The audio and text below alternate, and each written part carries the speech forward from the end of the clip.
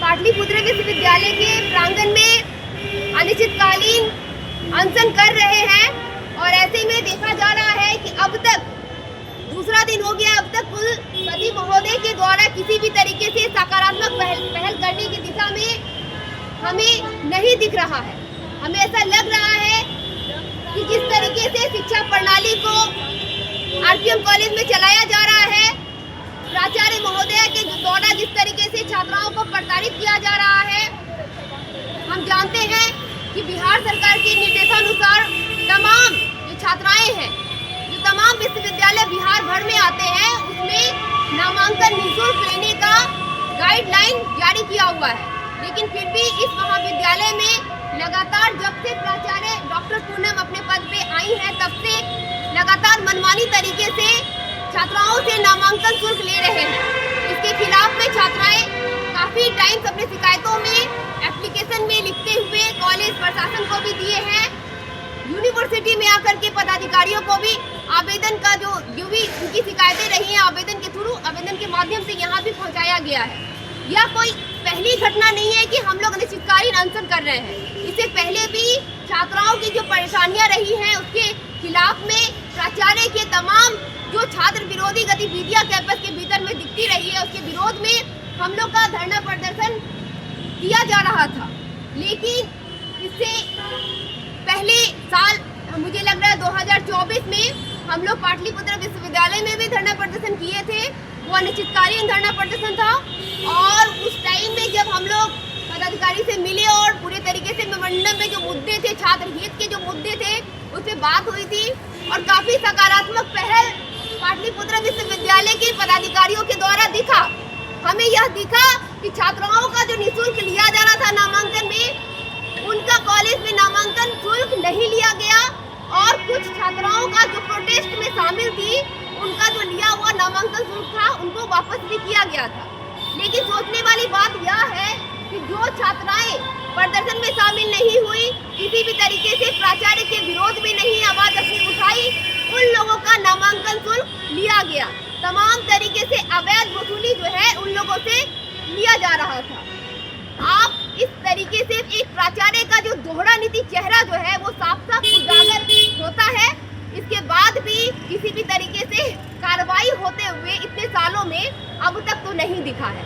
हम यह भी बोलना चाहते हैं कि एक छात्रा का नामांकन शुल्क पे रसीद में जो स्लिप कटता है उसमें 50 रुपया लिखा हुआ है और ठीक उसी सेमेस्टर के दूसरे छात्र का जो नामांकन रिसिप्ट है उस पे 1000+ अमाउंट लिखा हुआ है।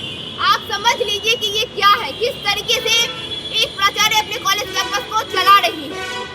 दूसरी तरफ हम यह भी कहना चाहते हैं कि आईडी कार्ड बनाने का जो चार्ज है वो 300 रुपया लिया जा रहा है। थोड़ा सा भी करेक्शन करने की बात हो तो फिर एक्स्ट्रा 300 रुपया आप दीजिए। बोनाफाइड बनवाने जाइए, उसका चार्ज दीजिए। कॉलेज में प्राचार्य महोदय यह भी बोलते हुए दिखती है, क्योंकि हम लोग गए थे वार्तालाप में, कॉलेज में भी हमारा प्रदर्शन काफी टाइम हुआ है और जब प्राचार्य से तमाम मुद्दों पे जब बात होती है तो उनके द्वारा यह बात आती है कि मेरे कॉलेज में प्रोफेसर की कमी है और यह प्रोफेसर की कमी को पूर्ति हम करते हैं, मतलब प्राचार्य करती है। प्राचार्य कैसे करती है? तो वो निजी प्रोफेसर को बुलाती हैं और क्लास करवाती हैं। उनको जो पेमेंट देना होता है वो अपने पॉकेट से देती हैं, छात्राओं से उछल के देती हैं। आप बता लीजिए ये किस तरीके से बात कर रही हैं? क्या कोई प्राचार्य निजी अपने तरीके से, मनमाने तरीके से क्या किसी प्रोफेसर को नियुक्त कर सकती है? कॉलेज में पढ़ाने के लिए नियुक्त कर सकती है? इतनी उनकी मान्यता है क्या? पहले हम सवाल पूछना चाहते हैं, विश्वविद्यालय प्रशासन से, पदाधिकारियों से सवाल पूछना चाहते हैं कि क्या उनको ये नियुक्ति का आप कोई ज्ञापन दिए हुए हैं क्या? कहीं कुछ लिखा हुआ है? बोर्ड रिकमेंडेशन यूनिवर्सिटी का क्या कहता है? आप हमें बताएं कि एक बच्चे का 50 रुपया, एक बच्चे का 1000 रुपया लिया जा सकता है। तमाम तरीके से उनकी जो गैर एकदम से प्रशासनिक जो रवैया दिखता है, खासतौर पर छात्र विरोधी जो रणनीति दिखता है कैंपस के भीतर में, स्वच्छ शैक्षणिक वातावरण कैसे बहाल होगा? हम कैसे पढ़ेंगे, कैसे लिखेंगे? जिस समाज में हम बोलते हैं कि घर में बच्चियां पढ़ती है इस आस पड़ोस के कॉलेज में, आस पड़ोस के ऐसे जगह में जहां जाने आने में किसी भी तरीके से परेशानियां ना हो, उन्हें कोई दिक्कतों का सामना न करना पड़े। और ऐसे में अब जो नियम कानून है नामांकन तरीके से जो यूनिवर्सिटी का एक रिकमेंडेशन है कि लोग बच्चे जो हैं अप्लाई करते हैं, अप्लाई करने के बाद कॉलेज को चयन करते हैं, चयन करने के बाद यूनिवर्सिटी उनको इनरोल करता है कि आपको किस कॉलेज में नामांकन हुई है। ऐसे में डिस्ट्रिक्ट चेंज हो जा रहा है, ऐसे में काफ़ी डिस्टेंस जो है बन रहा है स्टूडेंट को कॉलेज तक पहुंचने में।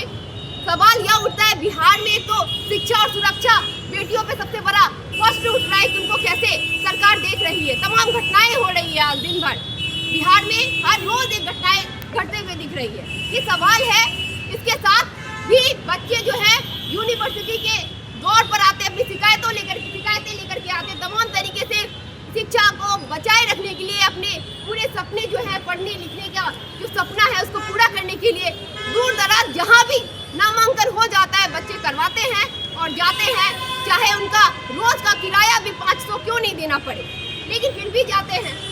लेकिन हर तरफ से जो जिस तरीके से छात्रों को मानसिक प्रताड़ना जिस तरीके से प्राचार्य के द्वारा हो रहा है, ये साफ साफ दिखा रहा है कि आरपीएम कॉलेज की जो प्राचार्य डॉक्टर पूनम है वो पूरे तरीके से खुद कैंपस के भीतर में अराजकता फैला रही है।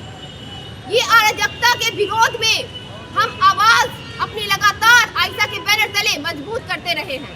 हम यह भी कहना चाहते हैं कि यह प्राचार्य सिर्फ छात्रों को प्रताड़ित नहीं कर रही है बल्कि वहाँ के कर्मचारी अधिकारी को भी प्रताड़ित कर रहे हैं। अगर बच्चे जो जिस डिपार्टमेंट के हो उस डिपार्टमेंट के एचओडी को फोन करके ये बोलना कि आपके बच्चे प्रोटेस्ट में उतर रहे हैं, आपके बच्चे यूनिवर्सिटी जा रहे हैं, आप उनको रोकते क्यों नहीं है? अगर नहीं रोकिएगा, दोबारा अगर वो लोग जाएंगी तो आपको हम बर्खास्त कर देंगे। ये प्राचार्य उनको धमकी देते हैं, एक प्रोफेसर को धमकी देते हैं और प्रोफेसर डर के बोलते हैं बच्चे आप लोग प्लीज प्राचार्य के अगेंस्ट जो है कुछ मत बोलिए, हमारा नौकरी का सवाल है। अरे वो कौन होती है आपको बर्खास्त करने वाली? एक प्राचार्य क्या किसी प्रोफेसर को बर्खास्त कर सकती है? ये सवाल है। मेरा विश्वविद्यालय के कुलपति से सवाल है कि क्या कोई प्राचार्य किसी प्राचार्य को बर्खास्त कर सकती है क्या?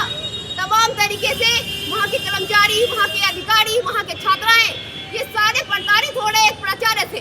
तमाम एविडेंस जो जिस तरीके से वो छात्राओं से बात कर रही है कि तुम यूनिवर्सिटी कैसे गई, तुम हमसे पूछ के क्यों नहीं गई, ये जो चीजें हैं यूजीसी नियमों का, विश्वविद्यालय अधिनियमों का भी घोर उल्लंघन कर रही है। इन पर अनुशासनात्मक जो है कार्रवाई तत्काल होना चाहिए, तत्काल उनके कार्यकाल का उच्च स्तरीय जांच होना चाहिए, तत्काल उनको बर्खास्त कर करके सभी सेमेस्टर के सभी छात्राओं का निःशुल्क नामांकन लेना चाहिए और जितने भी बच्चों का नामांकन शुल्क लिया गया है अवैध तरीके से उनको वापस किया जाना चाहिए। हम विश्वविद्यालय कैंपस में आज अपनी बात को रखते हुए यह भी कहते हैं कि जिस तरीके से छात्राओं को आने वाले दिनों में जो भारत का भविष्य है, ये जो छात्राएं अपने सपने देख रहे हैं, अपने शिक्षा को पूरा करने की दिशा में जो बढ़ रहे हैं, जो संघर्ष कर रहे हैं, उनको पूरा करने दिया जाए, उन्हें रोका न जाए। उनको मानसिक प्रताड़ित करने वाले प्राचार्य को तत्काल बर्खास्त किया जाए।